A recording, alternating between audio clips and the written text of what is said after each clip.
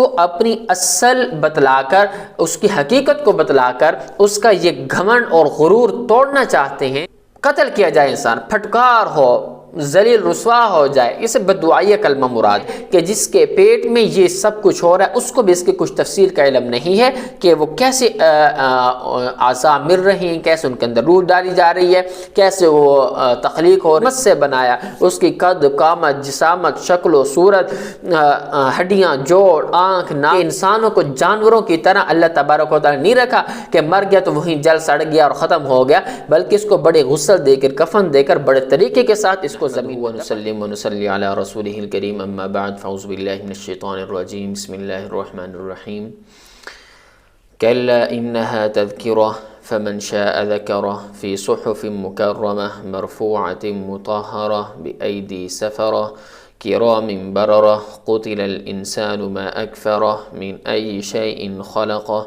من نطفة خلقه فقدره ثم السبيل يسره ثم أماته فأقبره ثم إذا شاء أنشره صدق اللہ العظیم۔ اللہ تبارک و تعالی ان آیات میں ارشاد فرماتے ہیں کلا انہا تذکرہ، ہرگز نہیں ایسا کیجیے، بے شک وہ قرآن نصیحت ہے، فمن شاء ذکرہ، بس جو شخص چاہے یاد کرے اس کو، فی صحف مکرمہ، وہ قرآن پاک ایسے صحیفوں میں ہے، مکرمہ جو معزز ہیں، مرفوعۃ بلند ہیں، مطہرۃ پاک ہیں، بأیدی سفرہ جو لکھنے والوں کے ہاتھوں میں ہے، کرام بررہ جو بزرگ ہیں نیک ہیں، قتل الانسان ما اکفرہ، قتل کیا جائے انسان کتنا ناشکرہ ہے، من ای شیء خلقہ، انسان کو کس چیز سے پیدا کیا اللہ نے، من نطفۃ خلقہ فقدرہ، نطفے سے پیدا کیا اس کو پھر اندازے سے بنایا اس کو، ثم السبیل یسرہ، پھر راستے کو آسان کر دیا،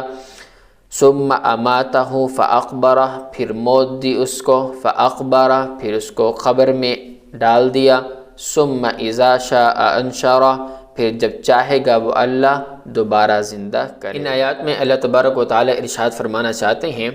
کلا انہا تذکرہ فمن شاء ذکرہ، تو اس آیت میں اللہ تبارک و تعالی نے نبی کریم صلی اللہ علیہ وسلم کو آئندہ ایسا کرنے سے منع فرما رہے ہیں۔ کیسا کرنے سے؟ جو پچھلے لیکچر میں اگر آپ نے نہیں سنا تو اس لیکچر کو سنیں کہ جو حضرت عبداللہ بن ام مکتوم رضی اللہ تعالی عنہ کے ساتھ جو رویہ اپنایا گیا، جو بات کی گئی، اس پر اللہ نے محبوبانہ عتاب کیا گیا تھا اللہ کی طرف سے، تو وہاں پہ اللہ تبارک و تعالیٰ نے جو نبی کریم صلی اللہ علیہ وسلم کو عتاب فرمایا محبوبانہ، تو اس سے اللہ تبارک و تعالیٰ ارشاد فرما رہے ہیں کہ جو آپ نے وہاں پر جو اس موقع پر آپ نے یہ کیا تھا، آپ آئندہ ایسا نہ کیجئے، کیونکہ اپنے اس میں کہ اپنے مخلصین جو ہیں آپ کے، ان سے اعراض نہ کیجیے اور ان منافقین اور مشرکین کی طرف زیادہ توجہ نہ دیجیے۔ کیوں؟ اس لیے کہ کلا انہا تذکرہ فمن شاء ذکرہ، کیونکہ قرآن پاک ایک نصیحت کی چیز ہے، آپ کے ذمے صرف اس کی تبلیغ ہے، صرف اس کا پہنچانا ہے، جس کا جی چاہے قبول کر لے، جس کا جی چاہے قبول نہ کرے۔ آپ پر یہ نہیں ہے کہ آپ کہ ذمہ داری ہے، فرض ہے کہ آپ نے ان کو قبول کروانا ہے، نہیں، آپ کے کام صرف ان تک پہنچانا ہے، قبول کرنا نہ کرنا ان کی ذمہ داری ہے، آپ سے اس بارے میں کوئی پوچھ گچھ نہیں ہوگی۔ تو لہٰذا آپ صلی اللہ علیہ وسلم آپ اتنی مشقت اور تکلیف برداشت نہ کیجیے۔ آگے اللہ فرماتے ہیں فی صحف مکرمہ مرفوعۃ مطہرہ، تو اس آیت میں اللہ تبارک و تعالیٰ قرآن مجید کے چند اوصاف عالی اور شان ہونے کا بیان کیا جا رہا ہے کہ قرآن مجید ایسے صحیفوں میں محفوظ ہے کہ جو مکرم بھی ہیں، معزز ہیں، اور مکرم سے یہاں پر مراد مقبول اور پسندیدہ، اور وہ صحیفے بلند اور عالی شان ہیں کہ فی صحف مکرمہ کہ وہ معزز بھی ہیں، مقبول ہیں، پسندیدہ ہیں، مرفوعۃ اور وہ صحیفے بلند بھی ہیں، عالی شان بھی ہیں۔ آگے فرمایا کہ مطہرۃ کہ وہ پاکیزہ بھی ہیں۔ اب مرفوعۃ جو ارشاد پیچھے فرمایا کہ عالی شان ہیں، بلند ہیں اور رفیع المکان بھی ہیں، کیوں؟ اس لیے کہ وہ لوح محفوظ میں ہیں، تحت العرش ہے، اور وہ صحیفے مقدس اور پاکیزہ بھی ہیں، مطہرۃ، کیونکہ اسی وجہ سے مقدس اور پاکیزہ ہیں کہ حیض، جنبی اور نفاس والی جو عورت اور بے وضو آدمی اس کو نہیں چھو سکتا، تو اس لیے فرمایا کہ وہ پاکیزہ بھی ہیں۔ تو یہ قرآن مجید کی چند صفات اور اوصاف اللہ نے بیان کیے۔ بِأَيْدِي سَفَرَةٍ كِرَامٍ بَرَرَةٍ، تو اب یہاں پر بھی مقصد یہ ہے کہ صحیفے ایسے لکھنے والوں کے ہاتھوں میں ہیں جو خود بھی مکرم ہیں، نیکوکار ہیں، اور اس سے کون لوگ مراد ہیں؟ اس سے فرشتے مراد ہیں، کہ یا تو اسے یا تو فرشتے مراد ہیں، یا انبیاء کرام علیہم السلام مراد ہیں، یا کاتبین وحی مراد ہیں۔ اگر ایک اور بات بتاؤں، بِأَيْدِي سَفَرَةٍ، اگر یہاں پر سفرہ سفیر کے معنی میں ہو، کیا مطلب؟ قاصد کے معنی میں ہو، تو پھر علماء بھی داخل ہوں گے۔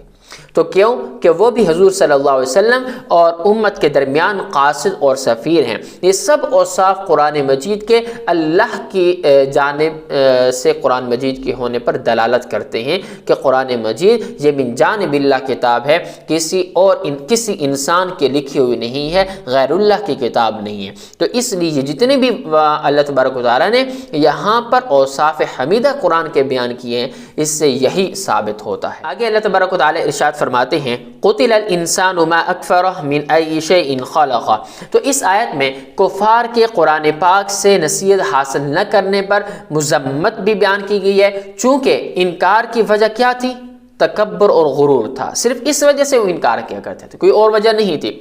تو اللہ تبارک و تعالیٰ نے انسان جو کافر انسان ہے اس کو اپنی اصل بتلا کر، اس کی حقیقت کو بتلا کر اس کا یہ گھمنڈ اور غرور توڑنا چاہتے ہیں کہ اے انسان تو غور و فکر تو کر، اے کافر تو اب جو قرآن مجید کا تو انکار کرتا ہے تکبر اور غرور کی بنیاد پہ، تو کس اعتبار سے یہ غرور کر رہا ہے، تو کس وجہ سے یہ قرآن مجید کو جھٹلا رہا ہے، انکار کر رہا ہے، اس کو نہیں مان رہا؟ تو اپنی حقیقت کو تو پہچان، تیری حقیقت کیا ہے، تیری اصل کیا ہے، تجھے رب نے کیسے پیدا کیا۔ تو اسی وجہ سے اللہ تبارک و تعالیٰ ارشاد فرماتے ہیں قتل الانسان ما اکفرہ، کہ اللہ تبارک و تعالیٰ ارشاد فرماتے ہیں کہ چونکہ تمہارا جو اصل ہے وہ گندے پانی کا ایک قطرہ ہے، اور نیز اس میں اور انعامات کا بھی ذکر ہے کہ جو تخلیق سے لے کر موت تک جاری ہیں۔ اس لیے اللہ تبارک و تعالیٰ نے فرمایا کہ انسان پر خدا کی پھٹکار ہو، ایسے انسان پر کہ وہ کتنا ناشکرا ہے۔ تو جب قتل الانسان کے قتل کیا جائے، انسان پھٹکار ہو، ذلیل رسوا ہو جائے، اسے بددعائیہ کلمہ مراد ہے کہ وہ کتنا ہی ناشکرا ہے۔ من ای شیء خلق، ذرا سوچے تو صحیح کس چیز سے پیدا کیا گیا اس کو، تو اللہ نے کتنے انعامات سے نوازا ہے، پھر بھی اس پر ایمان نہیں لاتا۔ تو آگے اللہ فرماتے ہیں چونکہ اس کا جواب متعین ہے کہ من ای شیء خلق، اس کا جواب متعین ہے کہ کس چیز سے پیدا کیا، تو آگے خود بھی اس کا جواب دے رہے ہیں کہ تجھے پانی کے ایک گندے قطرے سے بنائے گا، پھر مختلف تصرفات کے بعد اللہ نے پیدا کیا اور خاص اندازے سے پیدا کیا اور بڑی حکمت سے بنایا، اس کی قد، قامت، جسامت، شکل و صورت، ہڈیاں، جوڑ، آنکھ، ناک، ساری چیزوں کو اللہ نے بڑے ایک حسن سے پیدا کیا، جیسے کہ اللہ تبارک و تعالیٰ فرماتے ہیں لَقَدْ خَلَقْنَا الْإِنسَانَ فِي أَحْسَنِ تَقْوِيمٍ، تو اس لیے اللہ نے بڑی حکمت سے، خوبصورتی کے ساتھ انسان کو پیدا کیا، تو ایک خاص اندازے سے پیدا کیا۔ اور پھر ذرا اس کے خلاف اگر ہو جائے تو انسان کی صورت بگڑ جائے، جیسے کہ ہماری شکل و صورت ہے، اگر اس کے تھوڑی سی اگر ناک کی جگہ کان لگ جائے، کان کی جگہ ناک لگ جائے، اور آنکھ کی جگہ پہ ناک لگ جائے یا ناک کی جگہ آنکھ لگ جائے، تو کتنی انسان کی شکل و صورت بدل جائے گی، تو بس صورت ہو جائے گی۔ تو اس لیے فرمایا کہ قدرہ، کہ اللہ نے ایک تو تفسیر اس کی جو یہی کہ خاص انداز سے پیدا کیا جو آپ کے سامنے ذکر کی، اور دوسرا یہاں پر قدرہ سے یہ بھی تفسیر کی گئی ہے کہ اللہ نے انسان کو پیدا کیا اور اس کا اندازہ مقرر کیا۔ کیا مطلب؟ اندازے کا تقدیر کا جو مسئلہ ہے کہ انسان کی تقدیر ہوتی ہے کہ اس کو کتنا رزق ملے گا، کتنا مال ملے گا، کتنی زندگی گزارے گا، کہ پیدائش کب ہوگی، موت کب ہوگی، کیا کیا کرے گا، یہ سارا اللہ تبارک و تعالیٰ نے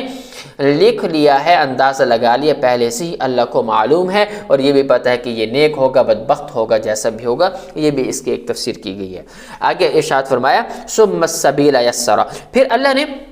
انسان کی تخلیق اپنی حکمت بالغہ سے ماں کے پیٹ میں 3 اندھیروں میں ایسے محفوظ مقام پر اللہ تبارک و تعالیٰ نے کی ہے کہ جس کے پیٹ میں یہ سب کچھ ہو رہا ہے اس کو بھی اس کی کچھ تفصیل کا علم نہیں ہے کہ وہ کیسے اعضاء مل رہی ہیں، کیسے ان کے اندر روح ڈالی جا رہی ہے، کیسے وہ تخلیق ہو رہی ہے، اس کو بھی اس کی تفصیل کا علم نہیں ہے۔ اور پھر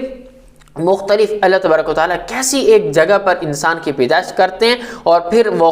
جو 4-5 پاؤنڈ کا جو ایک وزن ہوتا ہے بچے کا، تو وہ جب اس دنیا میں آتا ہے تو اتنا وزنی ہوتا ہے، اور اس میں اس کی ماں کی پیٹ میں ہوتا ہے، اس کو اٹھائی رکھتی ہے، اور پھر وہاں سے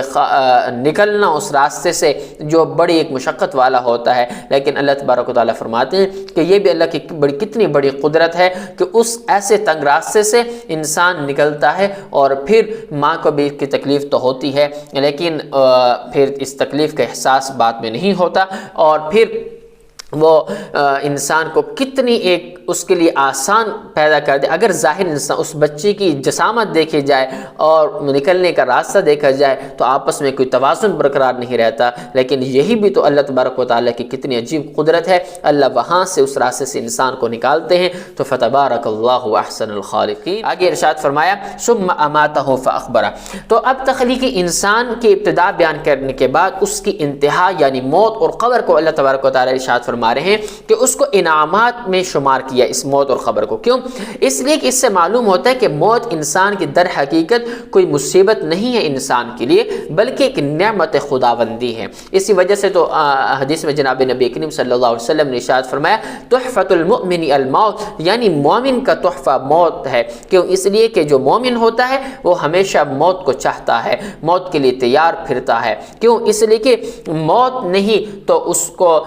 جب موت آئے گی تبھی تو اس کو جنت ملے گی، تبھی تو اس کو وہ ہمیشہ والی نعمتیں ملیں گی، اس لیے موت اس کے راستے میں رکاوٹ ہے، کامیابی کے راستے میں، اس لیے وہ موت کا انتظار کرتا ہے۔ اسی وجہ سے ارشاد فرمایا گیا کہ مومن کا تحفہ موت ہے۔ آگے پھر فرمایا کہ اقبرہ، اقبرہ کے معنی میں پھر اللہ فرمایا کہ قبر میں داخل کیا، یعنی یہ بھی قبر کا ملنا بھی یہ بھی ایک انعام ہے کہ انسانوں کو جانوروں کی طرح اللہ تبارک و تعالیٰ نہیں رکھا کہ مر گیا تو وہیں جل سڑ گیا اور ختم ہو گیا، بلکہ اس کو بڑے غسل دے کر کفن دے کر بڑے طریقے کے ساتھ اس کو زمین میں دفن کیا جاتا ہے۔ اور یقین مانیں قبر کا ملنا بھی ایک بڑی نعمت ہے۔ وہ لوگ کتنے خوش نصیب ہوتے ہیں جن کو قبریں بھی میسر آ جاتی ہیں، اور ان سے پوچھا کریں کہ جن کو قبریں بھی میسر نہیں آتی، یہ تو اسی وجہ سے اللہ تبارک و تعالیٰ نے فاخبر قبر کو یہاں پر انعامات کے سلسلے میں ذکر کیا ہے۔ آپ کے سامنے ایسے واقعات بھی ہوئے ہوں گے کہ جن کے جسم بھی نہیں ملتے، ایسے اعضاء ہو جاتے ہیں کہ راکھ بن جاتے ہیں،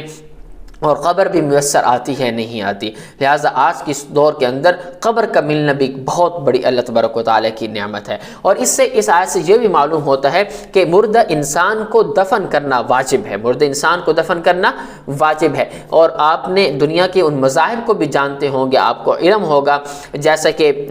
یہ ہندو لوگ کرتے ہیں کہ اپنے اس کو جلا دیتے ہیں، تو یہ یہ اسلام کی تعلیمات نہیں ہے، یہ انسان کی عظمت نہیں ہے کہ اس کو جلایا جائے۔ انسان کی عظمت یہی ہے کہ اس کو دفن کیا جائے۔ اگر خزانے کو دفن کیا جاتا ہے، محفوظ رکھتے ہیں، تو انسان کو بھی اسی طرح اللہ تبارک و تعالیٰ نے محفوظ رکھنے کا حکم دیا کہ اس کی لاش کی، اس کے اس جسم کی بے حرمتی مت کی جائے۔ آگے اللہ تبارک و تعالیٰ نے ارشاد فرمایا ثم اذا شاء انشرہ، جب اللہ کی مرضی ہوگی تو انسان کو دوبارہ زندہ کرے گا، پھر حساب و کتاب ہوگا۔ اور ان سب انعامات کا تقاضا یہ تھا کہ انسان اللہ تبارک و تعالیٰ کا شکریہ ادا کرتا اور توحید کا اقرار کر لے، لیکن انسان نے ایسا نہیں کیا۔ تو امید ہے آپ کو آج کے لیکچر سمجھ میں آ چکا ہوگا ان آیات کا، اور آپ ہمارے ساتھ جڑے رہیے، آپ ہمارے قادری اکیڈمی کے چینل کو سپورٹ کیجیے، سبسکرائب کیجیے، ویڈیو کو لائک کیا کریں اور آپ کے دوستوں کے ساتھ شیئر کیا کریں۔ اللہ تبارک و تعالی آپ کو اجر عظیم عطا فرمائے۔ اسی کے ساتھ ہمیں اجازت دیجیے، انشاءاللہ آپ سے ایک نیکسٹ لیکچر میں پھر آپ سے ملاقات ہوگی۔ بہت شکریہ۔ السلام علیکم ورحمۃ اللہ وبرکاتہ۔